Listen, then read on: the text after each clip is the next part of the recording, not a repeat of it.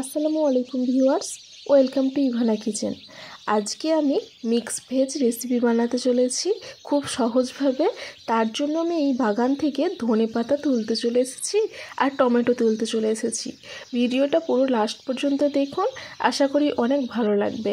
এখানে আমি ধনেপাতাগুলো তুলে নিয়েছি, বাগানে অনেকগুলো মূলো ছিল তাই মূলোগুলোও তুলে নিলাম। এখানে আমি একটা মূলো তুলে নিলাম, মূলোগুলো একটু টাইট ছিল, উঠাতে একটু কষ্ট হচ্ছিল। আর একটা আমি তুলে নেব। দেখুন এই মূলোটা একটু আলাদা টাইপের, যেন একটা মানুষ ফুটবল খেলছে এরকম টাইপের মূলো এরকমই লাগছিল। আর আমরা একটু হাসাহাসি করছিলাম ওই মূলোটা দেখে। আর এদিকে আমি টমেটো দুটো তুলে নেব। গাছের মধ্যে যা পাকা টমেটো ছিল সব তুলে নিয়েছে। আমি কাঁচা টমেটো দিয়ে রেসিপিটা বানাবো বলে তাই আমি কাঁচা টমেটো দুটো তুলতে চলে এসেছি। যে সবজি দুটো আমার লাগবে রান্নাতে সেই দুটো আমি তুলে নিয়েছি। আর মূলোটা অনেক বড় হয়ে গিয়েছিল, ওটাও তুলে নিয়েছি। এবার আমি রান্নার জন্য চলে এসেছি। এইখানে মিক্স ভেজ বানানোর জন্য আমি একটা বড় সাইজের ফুলকপি নিয়েছি, ক্যাপসিকাম নিয়েছি, বিনস, গাজর, আলু নিয়েছি। এবার আমি প্রথমে গাজরটাকে ভালোভাবে কেটে নেব। এখানে গাজরটাকে আমি ছিলে নিচ্ছি। আপনারা এক কাজ করতে পারেন, গাজরটাকে একটা ছুরির সাহায্যে ভালোভাবে চেঁচে নিতে পারেন ওর ছালগুলো, ওতেও ভালো হবে। এবার আমি গাজরগুলোকে কেটে নেব।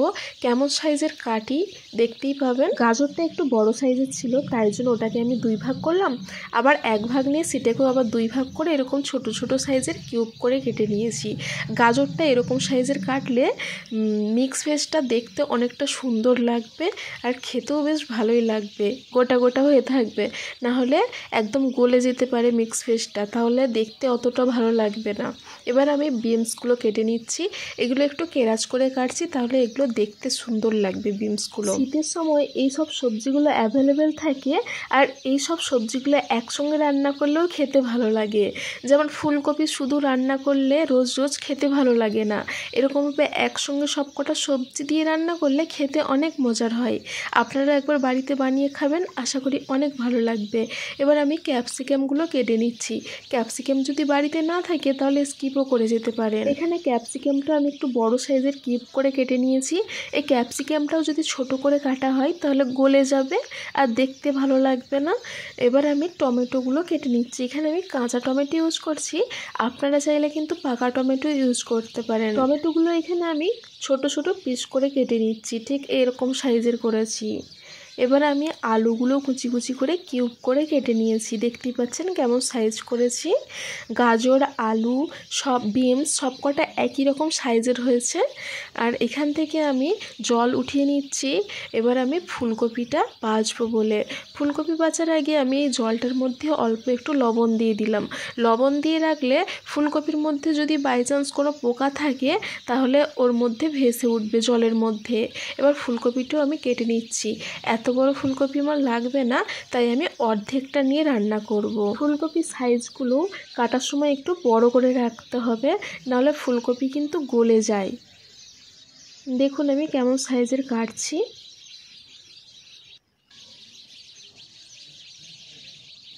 এটাকে আমি 4 ভাগ করে নিচ্ছি, ঠিক এমনভাবেই কেটে নেব। প্রায় সব কটাই কাটা হয়ে গেছে। এবার আমি সব কটা একসঙ্গে দেখাচ্ছি কি কি লাগছে। এবার আমি উনুনটা জ্বালিয়ে নিলাম, জ্বালিয়ে এর মধ্যে একটা কড়া বসিয়ে দিলাম। কড়াতে অল্প একটু তেল দিয়েছি, তেলের মধ্যে হলদি দিয়েছি আর অল্প লবণ দিয়েছি। লবণ আর হলদিটা তেলে দেওয়ার কারণ কোনো কিছু ভাজার আগে গায়ে তেল ছিটকায়, এই হলদি লবণ দিয়ে দিলে তারপরে যদি কিছু দেওয়া হয় আর গায়ে অতটা তেল ছিটকায় না, তাই জন্য আমি আগে থেকে অল্প একটু হলদি আর অল্প একটু লবণ দিয়েছি। এখানে ফুলকপি বাদ দিয়ে আমি সব কটা সবজিকে একসঙ্গে ফ্রাই করে নিচ্ছি। এই সবজিগুলো ফ্রাই করার সময় হলদি দেবেন না। আর আমি এখানে হলদি ইউজ করেছি কারণ তেল ছিটকানোর জন্য আমি এখানে হলদি ইউজ করেছি, যাতে তেল না ছিটকয়। অল্প একটু হলদি ইউজ করেছি।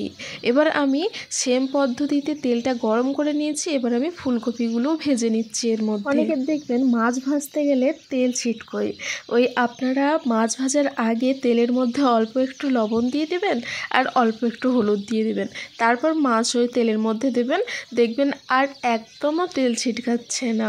ঠিক এরকম প্রসেসেই মাছ ভাজলে।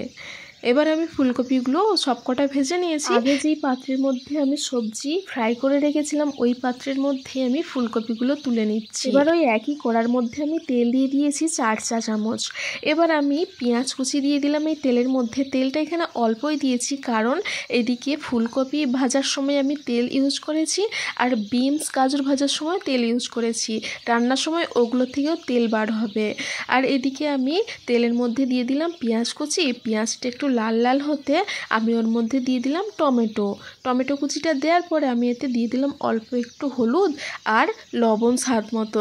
দেওয়ার পর এতে আমি অল্প জল ঢেলে এর মধ্যে লঙ্কার গুঁড়ো দিয়ে দিলাম, ধনে গুঁড়ো দিয়ে দিলাম, জিরে গুঁড়ো দিয়ে দিলাম। দিয়ে এই সব মশলাকে আমি প্রায় 5 মিনিটের মতো কষেছি। কষার পর অল্প অল্প জল দিয়ে আমি কষে নিয়েছি প্রায় 5 মিনিট। এবার আমি কাঁচা টমেটো যেহেতু এতে ইউজ করেছি তাই জন্য টমেটোগুলো একটু কেটে কেটে দিচ্ছি। একটু বড় সাইজেরই কাটা হয়ে গেছিলো টমেটোগুলো। এবার আমি এর মধ্যে ধনেপাতা অ্যাড করে দিচ্ছি। ধনেপাতাটা দিয়ে আমি এটাকে প্রায় 1 মিনিটের মতো কষিয়ে নেব। এবার এর মধ্যে আমি সবজি যেসব ফ্রাই করে রাখা ছিল ওগুলো দিয়ে দেবো। দিয়ে প্রায় 2 থেকে 3 মিনিট এটাকে কষে নেব। বেশি নাড়াচাড়া করা যাবে না, তাহলে সব কটা ফুলকপি ভেঙে যেতে পারে। এবার 1-2 বার আমি জল দিয়ে এরকমভাবে কষিয়ে নিয়েছি। কষিয়ে নেওয়ার পর এই গ্লাসের 1 গ্লাস জল আমি এতে ঢেলে দিয়েছি সেদ্ধ হওয়ার জন্য। এতে খুব একটা বেশি জলের প্রয়োজন হবে না কারণ এগুলো ফ্রাই হয়েছে অলরেডি, হাফ সেদ্ধই আছে। অল্প জল দিয়ে এটাকে ভালোভাবে ঢাকা দিয়ে দিয়েছি। এবার এটাকে আমি প্রায় 10 মিনিট পর খুলেছি। একদম হালকা আঁচে এটাকে রান্না করতে হবে। একবার প্রায় 10 মিনিট পর এটাকে খুলেছি ঢাকনাটাকে। খোলার পরে এতে আমি অল্প খানিকটা বাটার দিয়ে দিচ্ছি। বাটারটা দিলে স্মেলটা অনেক ভালো আসে। আর আপনাদের কাছে যদি বাটার না থাকে তাহলে স্কিপও করে দিতে পারেন। আর হাতের সামনে যদি ঘি থাকে ঘিও অ্যাড করে দিতে পারেন। এবার বাটারটাকে আমি 4 সাইডে একটু ছড়িয়ে দিচ্ছি। ছড়িয়ে দিয়ে 1 মিনিট নাড়াচাড়া করার পর আমি তুলে নিয়েছি। এবার এই তরকারিগুলোকে আমি একটা পাত্রের মধ্যে সার্ভ করে নেব। দেখুন দেখতে কতটা সুন্দর হয়েছে, অনেকটা ঝরঝর হয়েছে। এতে অল্প জল দিয়ে এটাকে হালকা আঁচেতে রান্না করতে হবে, তাহলে এত সুন্দর ঝরঝরে হবে। বেশি জল ঢেলে দিলে কিন্তু একটু প্যাচে টাইপের হয়ে যাবে।